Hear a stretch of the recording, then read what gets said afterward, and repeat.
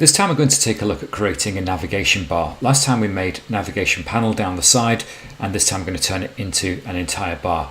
So nothing changes in our HTML, and all of this is going to take place in our CSS. So let's go into the CSS file we started last time.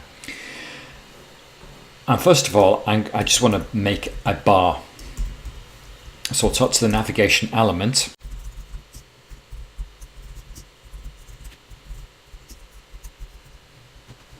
So from there we can see we've created a bar.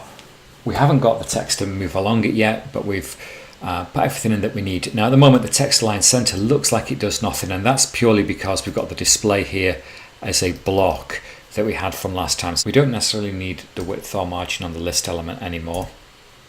We'll leave the text align center and now display this inline. We'll take the block element off here, and that now helps us to get that going. And instead of it being a block, we'll do inline block like so. And if you want each element to have a width, you could specify the width there or make it 200 pixels, whatever you want. That's a fixed width. If you take that out, you obviously don't have a fixed width, and it's just the width of the actual text itself, which is what you can see right there.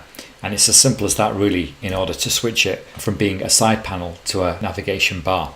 The main thing really is the display inline. Take that out and that's the thing that's really making it work. So it's as easy as that to create a navigation bar.